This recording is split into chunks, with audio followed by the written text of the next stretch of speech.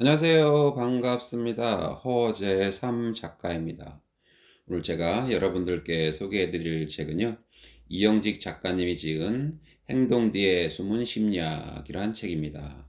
먼저 작가 소개를 하겠습니다. 이영직, 서울대 물리대를 졸업한 뒤 시사영화사 편집국을 거쳐 LG화학 마케팅 팀장과 한국갤럽 기획조사실장을 지냈다.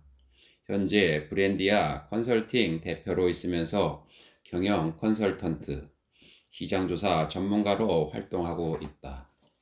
머리말을 들어가 보겠습니다. 인간의 심리에 숨은 속뜻을 이해하기 위하여 미국의 한 자선단체에서 가난하고 어려운 사람들을 자문해줄 변호사를 구하고 있었다. 그러나 가난한 비영리 단체라 사례는 시간당 $30밖에 지급할 수 없었다. 당연한 결과지만 그런 조건에 선뜻 나서는 변호사는 한 명도 없었다. 이에 고민을 거듭하던 단체장은 기발한 아이디어를 냈다. 돈이 아닌 명예를 지켜 세워 주자는 것이었다. 이렇게 광고를 했다. 이 일은 오직 명예직일 뿐 봉사에 대한 사례는 없습니다. 그러자 지원자가 몰려들었다. 시간당 $30를 받으면 C급 변호사 취급을 받지만 비영리 단체의 명예직 변호사라고 하면 A급 변호사가 되는 것이다. 이를 경제학적으로는 해석이 안 되지만 심리학적으로 해석하면 당연히 그럴 수 있다. $30를 받아서 C급 변호사가 되느니 차라리 무보수로 일하면서 A급 변호사가 되는 게 낫다는 것이다. 이탈리아의 한 교수가 고안한 가상의 설문이다. 여기 고위공직에 출마한 세 사람의 후보가 있다. 여러분은 누구를 선택하겠는가? 세 후보에 관한 정보는 다음과 같다. A 후보, 젊어서부터 술, 담배, 마약을 했던 불량 소년이었다. 숨겨둔 여자와 자식이 있었다. 나중에는 다리가 불편해서 휠체어에 의존해야 했다. B 후보, 어려서부터 말썽꾸러기 학생이었고 낙제생이었으며 사관학교도 3수 만에 들어갔다. 줄담배를 피우고 술고래였으며 괴팍한 성격이어서 사람들이 가까이 하기를 꺼렸다. C 후보, 독실한 신자였고 금욕주의자, 채식주의자였다. 술과 담배는 입에도 대지 않으며 애국심이 강해서 전쟁에 나가 훈장을 받기도 했다. 설문의 결과는 C 후보가 압도적인 지지를 받았다. A는 루즈벨트, B는 처칠, C는 히틀러였다. 이렇듯 인간의 심리는 복잡하기 그지없다. 생각이나 마음은 약 1000억 개의 신경소자와 1000조 개의 시냅스로 구성되어 있는 뇌의 활동 산물이다. 그 복잡하게 얽힌 뇌가 생각하고 예술을 창작하고 사랑하는 것은 우리의 뇌가 단순히 복잡하기만 한 것이 아니라 복잡계가 가지고 있는 창발성 때문이다. 창발성이란 복잡한 구성 요소들이 의외의 질서를 나타내는 경우를 가리키는 개념이다.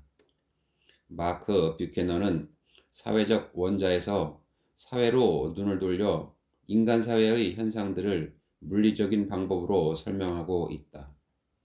이론 물리학자이자 세계적인 과학 학술지 네이처의 편집자였던 그는 인간 사회의 불평등, 집단 행동의 수수께끼, 역사 변동, 인종주의, 민족 학살, 주식시장의 주가 변동, 헛소문과 루머의 확산 등 온갖 사례들을 사회 물리학의 관점을 통해 설명하고 있다.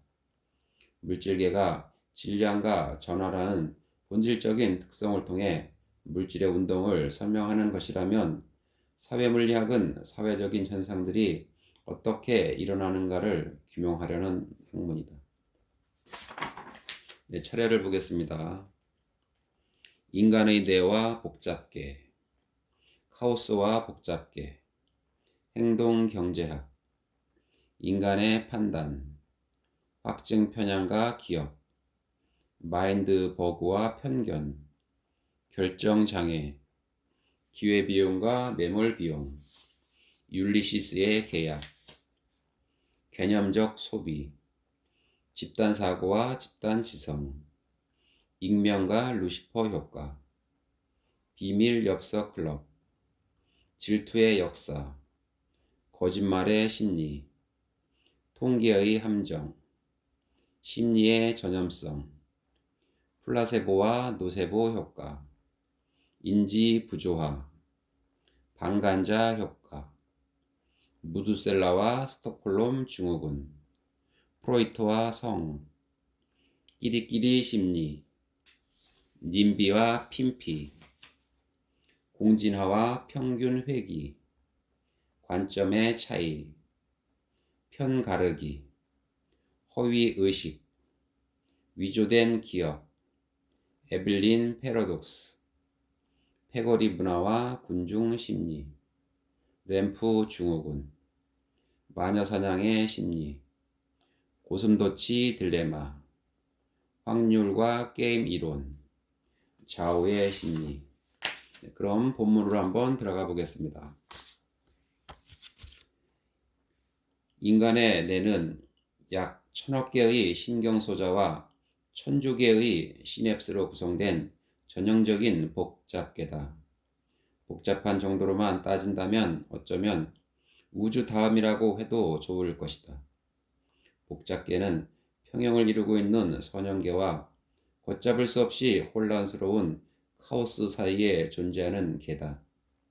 카오스가 선형계와 확률 사이에 존재하는 영역이라면 복잡계는 다시 선형계와 카오스 사이에 존재한다는 의미다. 따라서 때로는 질서정연한 모습을 보이는가 하면 또 때로는 무질서의 극치를 달리기도 한다. 인간의 뇌는 신경소자들의 네트워크. 인간의 뇌는 정교한 네트워크를 형성하고 있어 신경소자들이 다른 신경소자와 상호 의사소통하면서 거대한 리듬을 만들어낸다.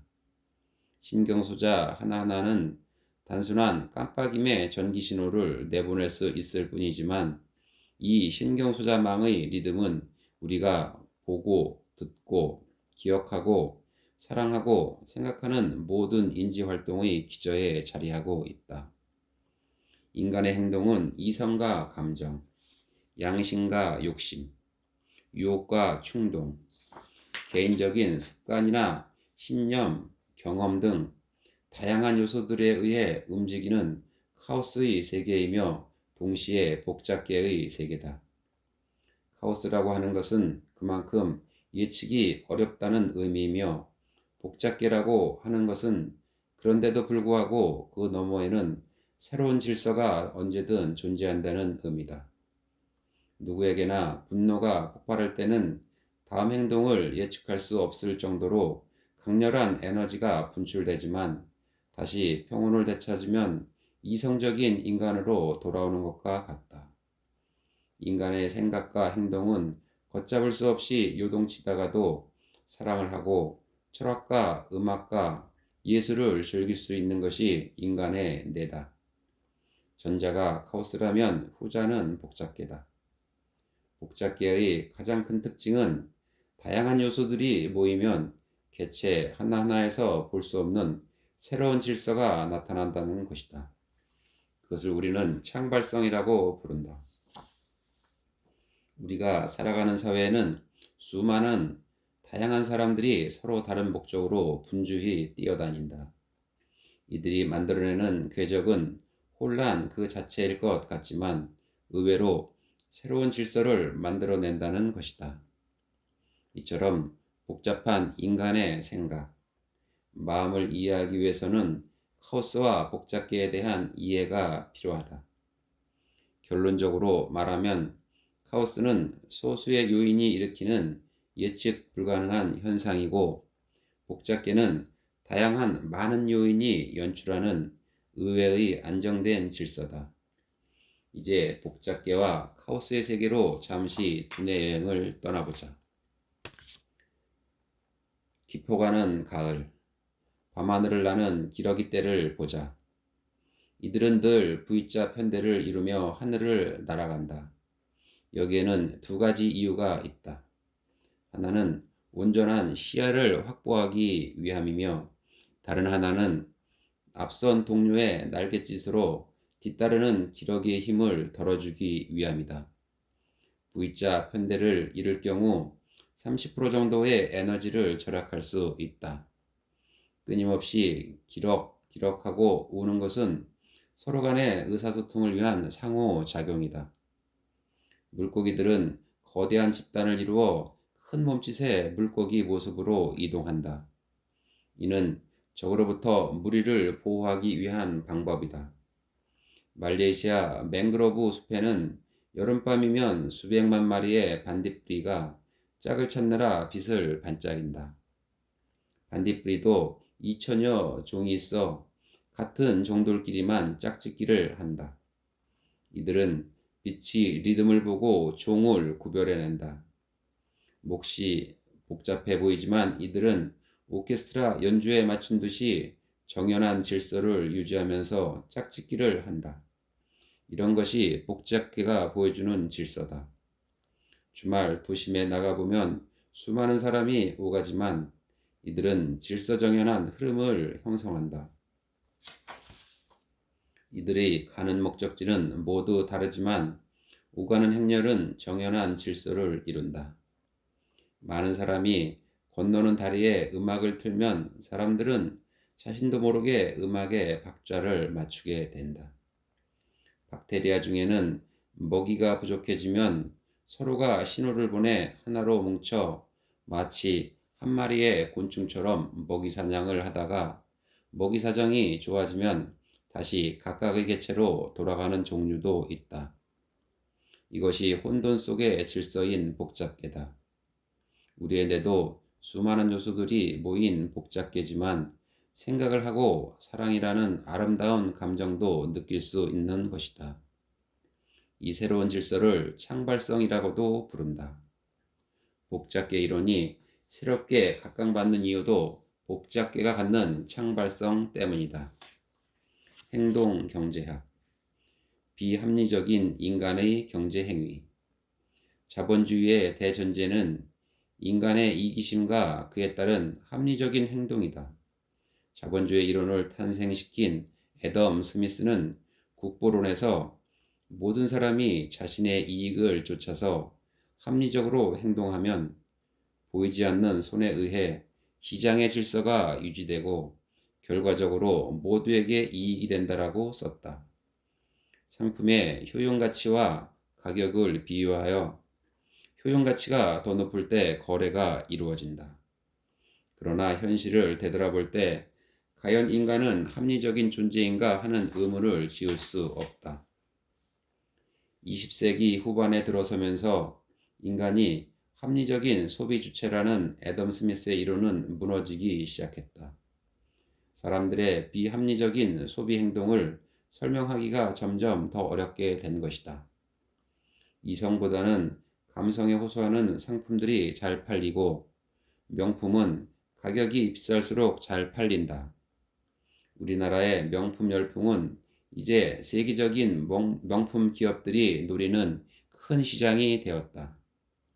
20대 여성이면 명품 하나쯤은 기본적으로 가지고 있다. 한 아르바이트 포털 사이트에서 대학생 131명을 대상으로 명품에 관한 의견을 조사했다. 결과는 응답자 3명 중 1명 이상은 한 점 이상의 명품을 가지고 있었다. 나아가 아르바이트생들의 30% 이상이 명품 구매를 위해 아르바이트를 한다고 응답했다. 바야흐로 우리나라는 명품 공화국이다. 명동이나 강남 거리를 가면 3초, 5초 단위로 명품 가방이 지나간다. 사실 20년, 30년 전까지만 해도 인간의 경제 행동이나 선택은 당연히 이성적이고 합리적인 것으로 생각했다. 경제 행동뿐 아니라 인간의 거의 모든 행동이 이기적이고 합리적으로 이루어진다고 믿었다. 그러나 이제는 소비자를 합리적인 경제 주체로 가정해서는 풀릴 일이 아니다. 만약 인간이 오직 합리적인 판단하에 행동하는 존재라고 한다면 배우자를 고를 때도 합리적으로 접근해야 할 것이다. 진화론의 창시자 찰스 다윈은 결혼에 대해 나름 합리적으로 접근했던 것 같다. 결혼하는 게 좋으냐, 독신으로 사는 게 좋으냐 하는 문제를 놓기 많은 고민을 했다. 그는 일기장에 이렇게 적고 있다. 물론 결혼을 하면 나쁜 점도 많다. 생활에 많은 제약을 받으며 의무적으로 돈을 벌어야 하고 전원 생활도 즐길 수 없다. 그러나 장점도 많다. 나이 들어서 주름진 얼굴로 친구도 없이 비틀거리며 혼자 사는 것보다는 동반자인 아내가 옆에 있고 음악이 있고 여자의 잡담도 재미있지 않은가. 다윈은 항목마다 가중치를 부여하여 장단점을 비교하여 결혼하는 게 낫다는 결론에 이르렀다고 한다. 이런 합리적 접근 덕분인지 그는 결혼하여 10명의 자녀를 둘 정도로 다복했다. 그러나 모든 사람이 그렇게 접근하지는 않는다. 인간을 이기적인 존재로 가정한 것 역시 부분적인 진리일 뿐이다. 신문이나 뉴스를 보면 삭바느질이나 행상을 해서 모은 전 재산을 장학금이나 혹은 자신보다 못한 이웃을 위해 써달라며 쾌척하는 할머니들 이야기가 심심치 않게 실린다. 정작 자신은 먹고 싶은 것, 입고 싶은 것을 참으면서 모은 돈이다. 인간을 이기적 존재라는 가정하에서 보면 이들의 행동은 앞뒤가 맞지 않는다. 이 할머니들은 그래도 젊음이 남아있을 때 자신을 위해 좋은 옷도 입고 여행도 다니고 맛있는 음식도 드시고 했어야 했다. 이것이 진정한 이기주의자다. 인간의 판단. 인도의 경면왕이 맹인들에게 코끼리의 모습을 가르쳐주기 위해 맹인들을 불러 모았다.